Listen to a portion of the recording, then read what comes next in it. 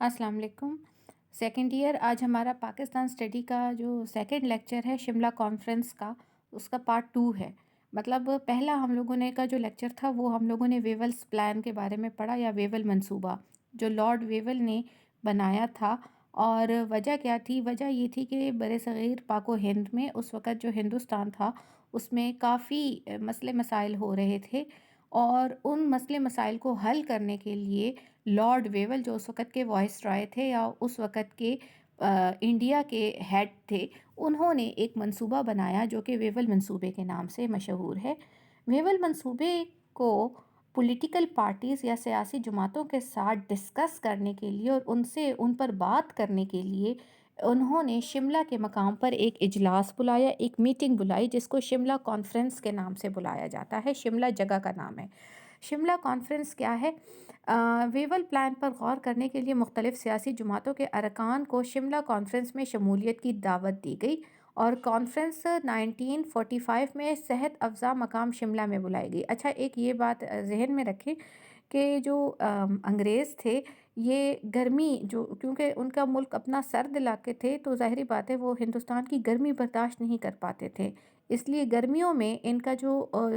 हुकूमत का जो सिस्टम था, पूरे का पूरा हुकूमती अराकीन ये शिमला शिफ्ट हो जाते थे। शिमला एक तरह से मरी की तरह का ही एक जगह थी, यहाँ पर शिफ्ट हो जाते थे। इसलिए आपने शिमला कॉन्फ्रेंस, शिमला वफ़द और इस तरह के बहुत से नाम आप लोगों ने सुने होंगे। तो ये मरी की तरह का एक खूबसूरत पहाड़ी इलाका था। तो इस एरिया में जो है इन्होंने अराकीन को, जो सियासी जमातों के अराकीन को दावत दी। अच्छा, इसमें पहला जो है कांग्रेस के तरफ से जो लोग शरीक हुए उनके नाम है पंडित नेहरू है, अबुल कलाम आज़ाद है और बलदेव सिंह हैं, ठीक है। मुस्लिम लीग की तरफ से कायद आज़म लियाकत अली ख़ान, सरदार अब्दुर्रब निश्तर और तमाम सूबों के वज़राए आला हैं इसके अलावा उस वक़्त के। जबकि चौथे नंबर पर है यूनियनिस्ट और दीगर पार्टियों के नुमाइंदे। यूनियनिस्ट पार्टी जो थी ये एक मुसलमानों की ही पार्टी थी, लेकिन ये पंजाब में बहुत मकबूल थी, और दूसरे तमाम पॉलिटिकल पार्टीज़ जो हैं उनके भी नुमाइंदे वहाँ पर थे। याद रखें कि बरसग़ीर में उस वक़्त सियासी जमातें सिर्फ़ 2 नहीं थीं, मुस्लिम लीग या कांग्रेस, लेकिन बड़ी सियासी जमातें 2 थीं। जैसे आप पाकिस्तान में बड़ी सियासी जमातों के नाम अगर लें, तो सबसे पहले नंबर पर यही, मतलब पीपीपी, पीटीआई, पीएमएलएन ये नाम आते हैं। लेकिन इसके अलावा भी बहुत छोटी-बड़ी जमातें हैं जो कि किसी एक जगह की हैं, पूरे मुल्क में उनके नहीं हैं नुमाइंदे, लेकिन किसी एक जगह की हैं, ठीक है। तो बहरहाल शिमला कॉन्फ्रेंस की नाकामी, शिमला कॉन्फ्रेंस जो है मैंने आप लोगों को बताया था कि ये असल में शिमला के मकाम पर हुई, और इसमें कांग्रेस इसकी शिरकत में के तौर पर काफ़ी खुश थी, क्योंकि उनको जहन में था कि हुकूमत उन्हें मिलने वाली है, ठीक है। अलबत्ता इस कॉन्फ्रेंस में शिरकत से पहले उन्होंने वजाहत कर दी थी कि वो बरसग़ीर की तक़सीम के किसी फ़ॉर्मूले को नहीं मानेंगे। यानी कांग्रेस पहले ही ऐलान कर रही है कि वो पाकिस्तान को किसी सूरत नहीं बनने देंगे। हुकूमत साज़ी की गुफ्तगू का आगाज़ हुआ। 5 जो है मुसलमान वज़रा की नामज़दगी का मसला पेश हुआ, तो कायद-ए-आज़म का मौक़िफ़ था कि पाँचों मुस्लिम वज़रा को मुस्लिम लीग नामज़द करेगी। अच्छा, इसका क्या है? उन्होंने मुसलमान वज़रा के बारे में कहा था, लेकिन उन्होंने मुस्लिम लीग का नाम नहीं लिया था कि सारे के सारे 5 के 5 मुसलमान जो वज़ीर होंगे वो मुस्लिम लीग से ही होंगे। और कायद-ए-आज़म का बाकी लोगों के साथ जो इख्तिलाफ़ था वो बेसिकली यही था। कांग्रेस उस वक़्त ये चाहती थी कि मुसलमानों की एक नशिस्त उन्हें मिले और इस पर अबुल कलाम आज़ाद का तकर्रुर हो। कायद-ए-आज़म इस बात पर डट गए, क्योंकि वो सिर्फ़ मुस्लिम लीग को मुसलमानों की वाहिद नुमाइंदा जमात मनवाना चाहते थे। वायसरॉय भी इस मौके पर कांग्रेस का साथ दे रहे थे, और वो अबुल कलाम आज़ाद के बजाय पंजाब के वज़ीर आला और यूनियनिस्ट पार्टी के सरबराह मलिक ख़िज़र हयात की नामज़दगी पर कायद-ए-आज़म को राज़ी करना चाह रहे थे। लेकिन कायद-ए-आज़म अपने मौक़िफ़ पर डटे रहे। अच्छा, एक बात मैं आपको ये बता दूँ कि ये जिन लोगों की बातें हो रही हैं, मौलाना अबुल कलाम आज़ाद साहब या यूनियनिस्ट पार्टी के जो सरबराह हैं, یہ دونوں اصل میں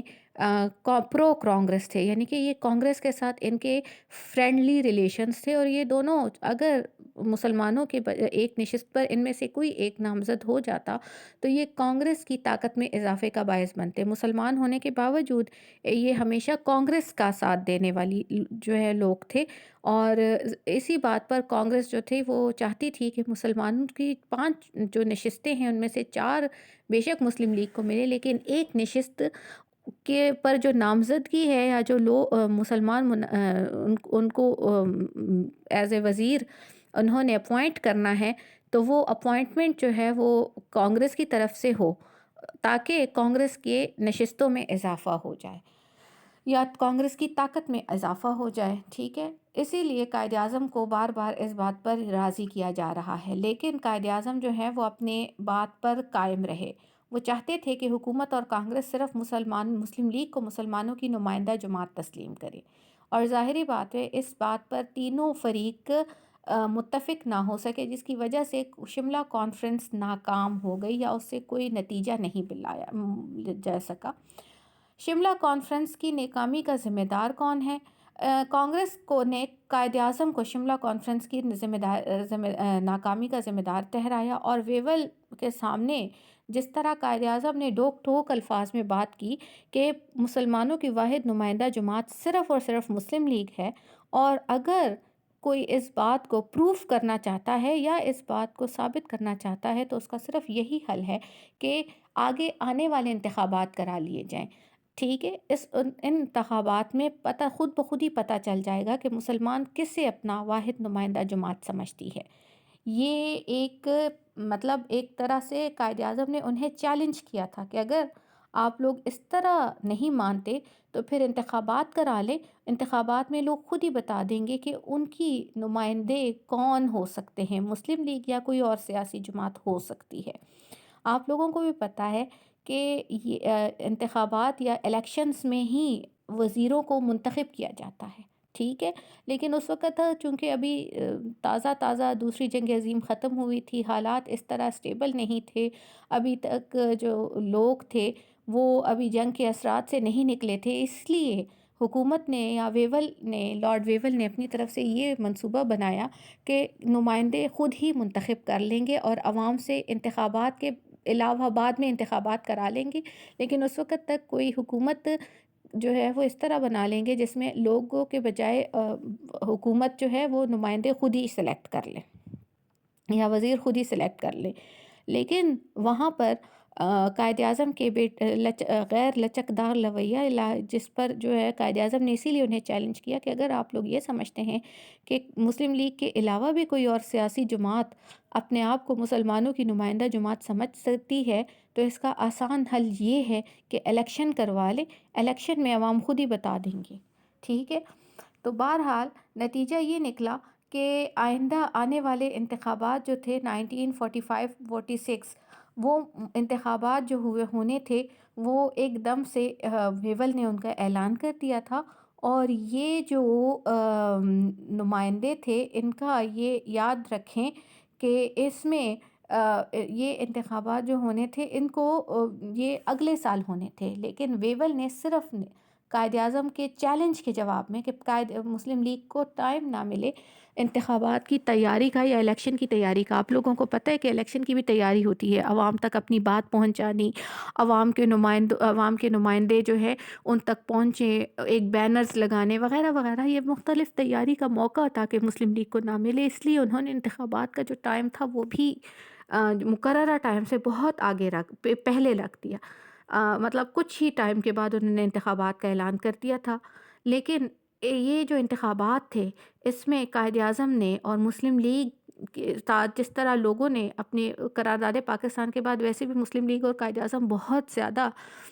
مسلمانوں میں مقبول ہو چکے تھے، اور قائد اعظم کو اب قائد اعظم بھی کہا جانے لگا تھا، یعنی کہ اس کے پہلے تو مسٹر جناح کے نام سے یا جناح صاحب کے نام سے مشہور تھے، لیکن اب انہیں عوام قائد اعظم کے نام سے بلا رہی ہے، تو ظاہری بات ہے کہ ان کی مقبولیت اور یہ چیز جو تھی یہ اس الیکشن میں یا انتخابات کے بعد ثابت ہوئی کہ کس طرح مسلمانوں نے تمام کی تمام مسلمان نشستیں یا مسلمانوں کی جو سیٹیں تھیں وہ صرف مسلم لیگ کے نمائندوں کو دیں۔ بہرحال یہ جو ہے اس انتخابی نتائج نے قائد اعظم کی فراست اور ان کے موقف کی صداقت کو بھی ثابت کر دیا۔ فراست یعنی کہ ان کی ذہانت کو، اور ان کی جو بات تھی، جس طرح اس نے چیلنج کیا تھا لارڈ ویول کو، اس چیلنج کو بھی ثابت کیا کہ قائد اعظم نے یہ بات بالکل ٹھیک کہی ہے۔ یہ ہمارا آج کا ٹاپک ہے جو شملہ کانفرنس کے بارے میں تھا، اور آج کا ٹاپک یہیں پر ختم ہو رہا ہے۔ جزاک اللہ۔